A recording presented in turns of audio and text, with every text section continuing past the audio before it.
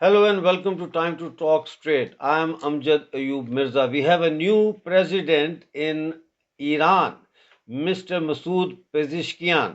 He is considered to be a reformist and he has won this election only after there was a second round for voting. The first round of voting, none of the candidates could achieve the required 50% of vote. So they had to go for another run. And in this another run, two things were very significant. Firstly, that when people saw that there was a chance to elect a reformist president, they responded and the vote turnout increased. For instance, in the first round, there was only 40% turnout.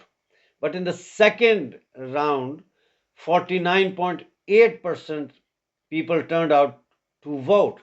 Normally, the trend is that in the first round, you get more turnout, and in the second round, you get a lesser turnout. So now we have this Mr. Masoud Pezeshkian as the Iranian president. He is the ninth president of Iran.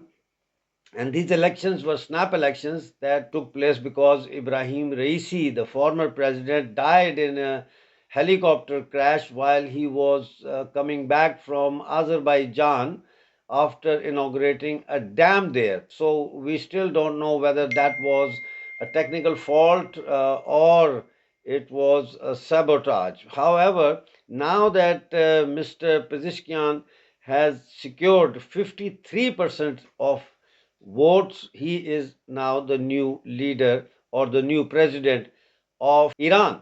He was a cardiac surgeon. He's 69-year-old. He's a single dad. His wife and one child died in a road accident back in 1993. He never married again, and he single-handedly raised the rest of his three children, which are two sons and a daughter. He was also supervisor of the medical teams that were sent to the front during Iran-Iraq war from 1980 to 1988. He was a health minister. He has been a member of parliament since 2008. So he is part of the system. He's not someone that we should be jubilant about, that someone from outside the system has been voted in as a president. He's part of the system.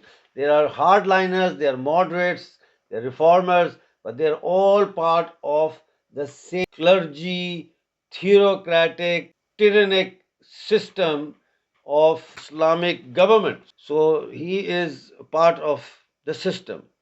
Now, his chief campaigner for this election was Mr. Javad Zarif, who was Iran's foreign minister, and he helped to secure a landmark agreement in 2015 between the world powers and Iran regarding the nuclear program.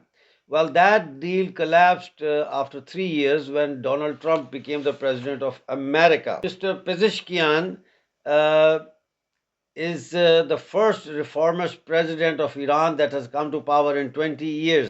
He secured 16.3 million votes in the Friday's runoff election, defeating hardliner Said Jilali, who bagged 13.5 million votes.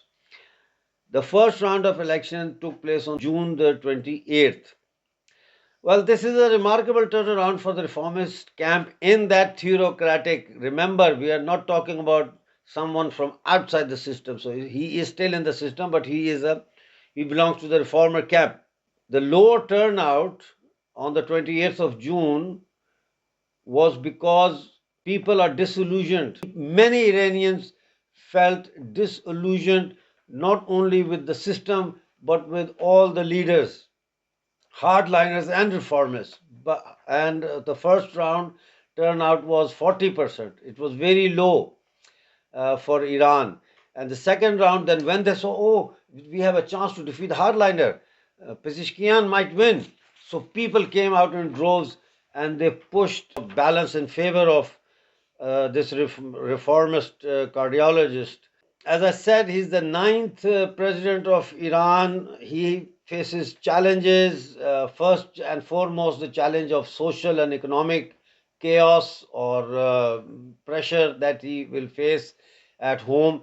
And secondly, the tensions with the West, especially not only regarding the nuclear program of Iran, but also the tensions that during Ibrahim Raisi's tenure as president, the tensions between Iran and Israel escalated. And so we have to see if these tensions can be brought down a bit. That we have to see. Also, there's a question now of Ayatollah Ali Khamenei, who is 85-year-old, and he's the supreme leader of Iran. And this is also a challenge now for this president, that who is going to be the next supreme leader of Iran. Pezeshkian will also try to seek a negotiated rapprochement with the West regarding sanctions, claiming that if sanctions are lifted or relaxed, that would help Iran's economic revival, and also help to repair the inflation. He's going to show the West that he's taking a softer stance on social affairs. He was the one who opposed mandatory hijab law, but also stood by the people of Iran when they were protesting against the death in custody of a 22-year Kurdish girl who died in 2022 in police custody. Her name was Masha Amini. So that is also why he became very popular. He also wants to relax restrictions on the use of internet. So these things are like going to help Iranian society to open up to the outer world, to which they have been denied access. But one should remember that a president of Iran can only play around with social affairs and economic affairs, not political affairs. So he will have no influence on the political direction of the country. And any political reforms that he might try to introduce will be blocked by the hardliners, because the parliament is controlled by the hardliners since 2021, when Ibrahim Raisi became the president. Hardliners control the parliament. Hardliners decide or approve of the appointment of ministers, and they pass laws. So, unless the Revolutionary Guards, which is the elite force, and other senior elite members of the unelected, even members of the state, unless they agree, domestic, internal affairs, or home affairs, and foreign affairs policies cannot be altered or even amended, because they control it. Now, with US elections around the corner and Western powers angered by Iran's continued nuclear advance and its sale of drones, especially armed drones, to Russia, and its human rights abuses and its support for Hamas and Hezbollah and Houthi rebels, times are tough. We'll see how this new president of Iran can play around with so many different scenarios and convince the Western world that Iran is going to reform itself in terms of foreign policy. But as I said, that the foreign policy is not his domain. So, by giving relaxation in social life and trying to mend the economy, that is where he will be able to have some kind of a free hand. But when it comes to foreign policy, nuclear programs and sanctions and all of that, he has to have the support and the backing of the parliament. Otherwise, he cannot do anything. Pezeshkian has also promised to involve minorities in his government. Now, this new president of Iran comes himself, his family comes from an ethnic diverse background. His father is an Iranian of Turkish origin, and his mother is a Kurd from Mahabad, which is a city in Azerbaijan, in West Azerbaijan.